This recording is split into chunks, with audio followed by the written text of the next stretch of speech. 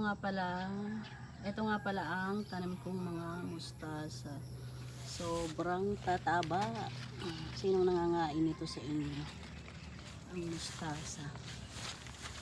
Tapos ito naman ang aking mga pipino. Ito ay sili. Ito naman ay labanos. Marami din yan. Tapos ito naman ang talong. Ayan, bumubunga na. Daming bulaklak. Tapos ang taba. Ang kagandahan dito sa aking mga tanim na ito ay wala siyang fertilizer.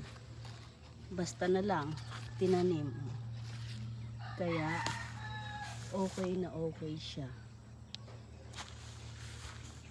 Tapos ang marami rin ako diyang mga sitaw at mga okra.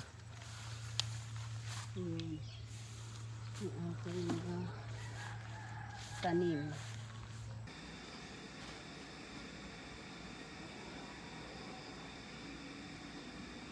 Yan naman ay bagong pitas ko lang din sa aming likod ng bahay. Ang dalawang hinog na papaya.